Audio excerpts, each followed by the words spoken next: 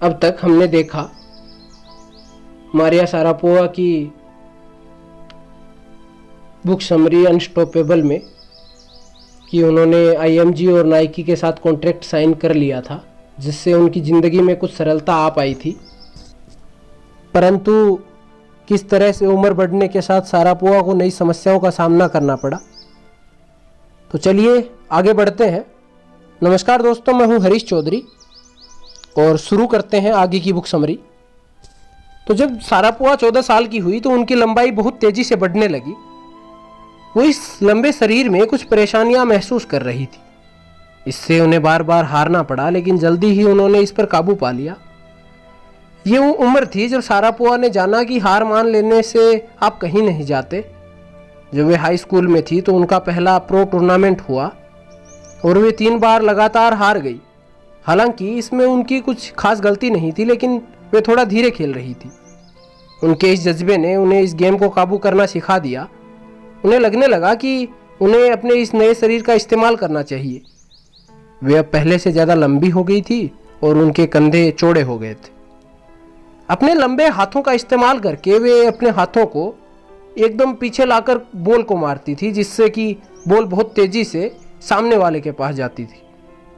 उनके coach Peter ने उसकी इसमें मदद की।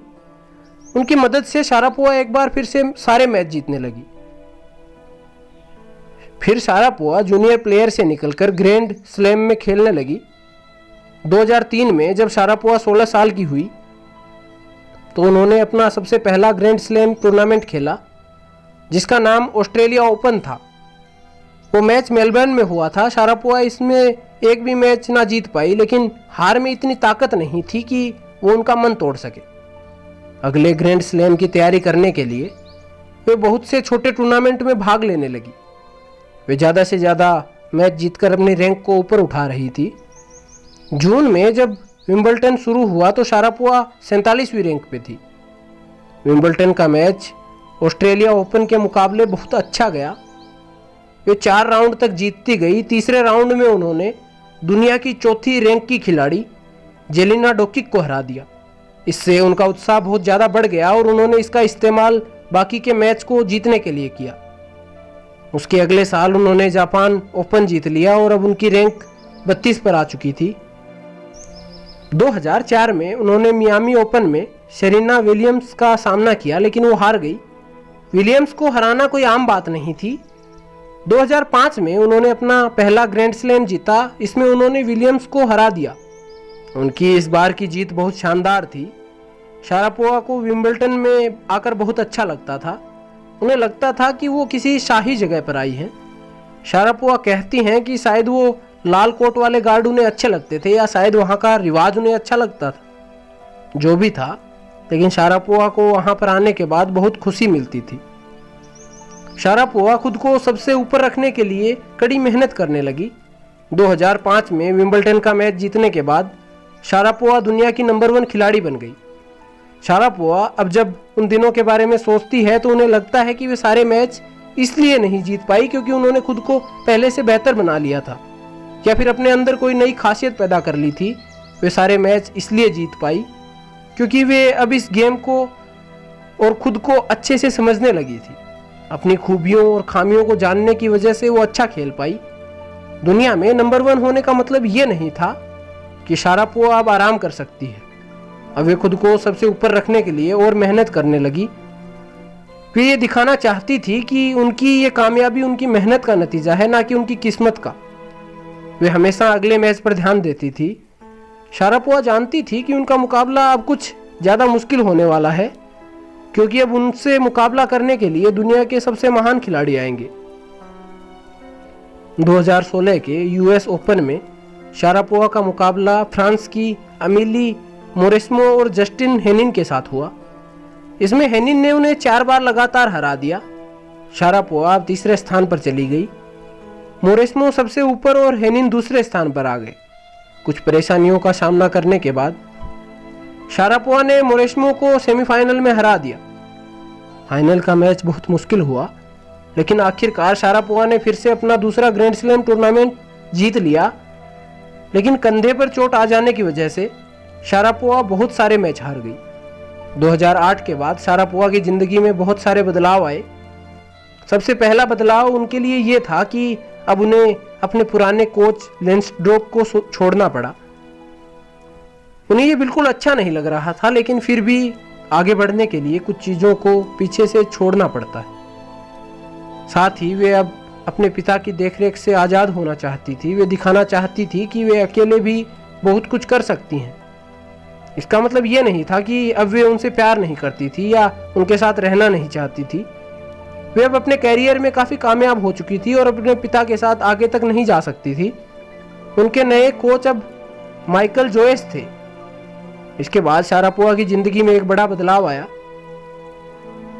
उनके कंधे में बहुत तेज़ दर्द होने लगा और बाद में पता चला कि उनकी कंधे का टेंडन फट गया था और अब उन्हें सर्जरी की ज़रूरत पड़ेगी।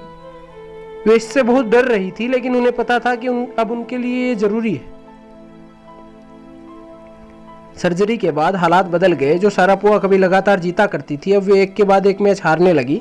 उनकी रैंक बहुत तेज़ी से नीचे गिरने लगी। इसके बाद वे कुछ प्रैक्टिस टूर्नामेंट में भाग लेने लगी, लेकिन वहाँ भी वो हार रही थी। शारापोवा को अपने इस नए कंधे के साथ इस खेल को नए तरीके से खेलना सीखना पड़ा। उन्हें अब नए तरीके सीखने थे, लेकिन शारापोवा अपनी चोट से उभर कर वापस खेल में सबसे ऊपर आने लगी। शारापोवा एक बार फिर से जीतने के लिए बेताब थी। वो फिर से एक ग्रैंड स्लैम जीतना चाहती थी। उन्हें पता था कि सर्जरी से पहले ग्रैंड स्लैम जीतना दूसरी बात थी, लेकिन अगर ये सर्जरी के बाद भी ग्रैंड स्लैम जीत कर दिखा देती हैं तो वे दुनिया पर अपना नाम हमेशा के लिए छोड़ सकती हैं। वे फिर से इस खेल को अपना सब कुछ देने लगी। धीरे धीरे उनकी रैंकिंग ऊपर आने लगी और वे फिर से दुनिया के टॉप 5 में आ गई। 2011 में वे विंबलटन के सेमीफाइनल और 2012 में वे ऑस्ट्रेलिया के फाइनल्स तक आ गई थी। फिर उन्होंने अपना चौथा ग्रैंड स्लैम जीता। फ्रेंच ओपन में उन्होंने फिर से बाजी मारी और दुनिया की नंबर 1 प्लेयर्स में आ गई। 4 ग्रैंड स्लैम जीतने वाली अब तक सिर्फ 9 महिलाएं हैं, जिनमें अब शारापोवा का भी नाम था। अब वो पहला ग्रैंड स्लैम था जिसे शारापोवा ने अपने पिता के बगैर जीत कर दिखाया था। इस ग्रैंड स्लैम में उनका मुकाबला सारा ईरानी से हुआ था, जो कि इटली की खिलाड़ी थी। ईरानी बहुत अच्छी खिलाड़ी थी, लेकिन शारापोवा उस दिन उससे ज़्यादा बेहतर साबित हुई। अपनी सर्जरी के असर से बाहर आकर शारापोवा बहुत अच्छा महसूस कर रही थी। लेकिन 2016 में शारापोवा को टेनिस से बैन कर दिया गया। अब तक सब कुछ अच्छा था। शारापोवा को लग रहा था कि उन्हें अब रिटायर होकर अपना कैरियर खत्म करना चाहिए, लेकिन तभी उनके यूरिन में से एक मेल्डोनियम नाम का एक ड्रग निकला। उनके लिए उन पर केस किया गया। मेल्डोनियम को उसी साल की 1 जनवरी को बैन किया गया था। ITF ने खिलाड़ियों को इसके बारे में अच्छे से नहीं बताया था। शारापोवा को खुद भी नहीं पता था कि वे उस ड्रग को 16 साल की उम्र से लगातार ले रही हैं। उन दिनों उन्हें लगातार फ्लू हो जा रहा था, जिसकी वजह से एक डॉक्टर ने मिल्ड्रोनेट नाम की एक दवाई खाने के लिए दी, जिसे शारापोवा कई सालों से खा रही थी। मीडिया में शारापोवा को झूठा और धोखेबाज कहा गया। लोगों को कहना था कि वे खेलने के लिए ड्रग्स का सहारा लेती हैं। ITF और आर्बिट्रेशन पैनल के साथ उन पर 2 केस किए गए। कोर्ट में ITF के लोग शारापोवा को सुनने के लिए तैयार थे। उन्होंने टेनिस से शारापोवा को 2 साल के लिए बैन कर दिया। लेकिन जब आर्बिट्रेशन पैनल ने कहा कि शारापोवा ने वो ड्रग जानबूझकर नहीं लिया है, इस बात पर उनकी सजा कम करके 15 महीने कर दी गई। शारापोवा फिर से गेम में वापस आने के लिए बेताब थी। पहले तो वे रिटायर होना चाहती थी, लेकिन अब वे फिर से अपने खेल में वापस आना चाहती थी। वे दुनिया को एक बार फिर से अपना हुनर दिखाना चाहती थी। तो सारांश की तरफ बढ़ते हुए हमने पाया कि मारिया शारापोवा बचपन से ही टेनिस के लिए अपना जुनून और हुनर दिखाने लगी थी। उनके पिता यूरी ने उनके लिए बहुत मेहनत की।